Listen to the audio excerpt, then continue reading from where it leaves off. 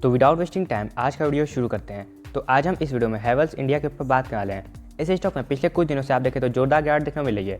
And देखिए गिरावट के पीछे मेन कारण है कंपनी के क्वार्टरली नतीजे, क्योंकि हाल ही में कंपनी ने अपने क्वार्टरली नतीजे पोस्ट किए जिसमें कंपनी की सेल्स में ईयर या बेसिस पे तो 14% ग्रोथ थी, जो काफ़ी अच्छी ग्रोथ मानी जाएगी इतनी बड़ी कंपनी के लिए।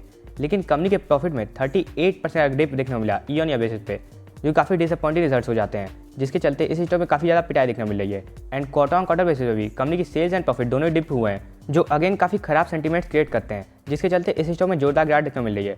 तो इस वीडियो में जानने का प्रयास करें कि इस स्टॉक के सपोर्ट जोन कहाँ है, जहाँ पे हमें इस गिरावट में एवरेजिंग करना है सोचना चाहिए। एंड उसके पहले हमें जानना चाहिए कंपनी करती क्या है, तभी ना हमें कन्विक्शन बैठेगा कि हाँ इस कंपनी में एवरेजिंग की जा सकती है। तो देखिए ये कंपनी बेसिकली FMEG यानी कि फास्ट मूविंग इलेक्ट्रिकल गुड्स के सेगमेंट से बिलोंग करती है। अब देखिए कंपनी का बिजनेस मॉडल क्या है। पहले कंपनी वायर्स एंड केबल्स के सेगमेंट में थी, फिर वहाँ से कंपनी ने अपने ब्रांड को स्ट्रॉन्ग किया। उसके बाद जब कंपनी का ब्रांड स्ट्रॉन्ग हो गया तो company fans, switches, home appliances and ACs के बिजनेस में आ गई।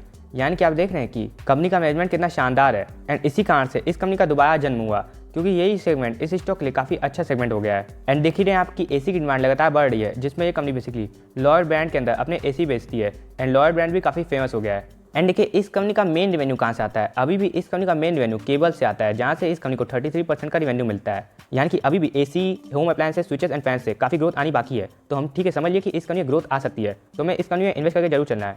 तो हमने सब जान लिया कि कंपनी करती क्या है। अब देखिए इस कंपनी के थोड़े वैल्यूएशंस के ऊपर बात करते हैं। तो देखिए इस समय इस कंपनी का P 68 के आसपास चल रहा है, जो कि एक नज़र में देखने में थोड़ा ज़्यादा तो लगता है।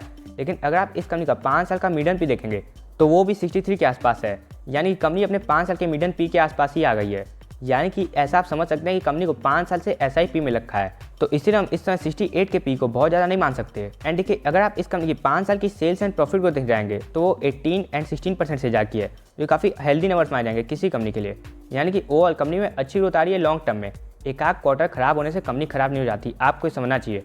एंड जब एक आध क्वार्टर खराब होते हैं तभी हमको कंपनी को गिरे हुए प्राइस पर खरीदने का मौका मिलता है। फिर जब कंपनी वहाँ से रिबाउंड होती है तो हमें काफ़ी शानदार रिटर्न मिलते हैं, क्योंकि ऐसा इस कंपनी ने पास में प्रूव करके भी दिखाया है। क्योंकि अगर आप इस कंपनी का 10 साल का स्टॉक प्राइस से ज़्यादा देखेंगे तो 25% से ज़्यादा का है, जो काफ़ी शानदार रिटर्न होते हैं किसी कंपनी के लिए। तो हमने ये सब जान लिया कि कंपनी में क्यों इन्वेस्ट करना है। अब जानने का प्रयास करते हैं किस प्राइस पर इन्वेस्ट करना है।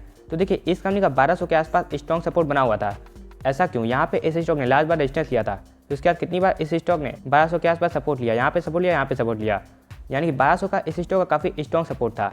लेकिन इस खराब क्वार्टरली नतीजे के कारण ये स्टॉक 1200 के सपोर्ट को ब्रेक करके नीचे आ गया है। आप यहाँ पे देखने का प्रयास कीजिए। तो अब ये स्टॉक कहाँ तक आ सकता है? तो ये स्टॉक अब सिंपली 1080 के लेवल तक आ सकता है। अब ऐसा क्यों? आप यहाँ फिर से देखने का प्रयास कीजिए। तो देखिए यहाँ पे इस स्टॉक ने कितनी बार 1080 के लेवल से रेजिस्टेंस लिया था।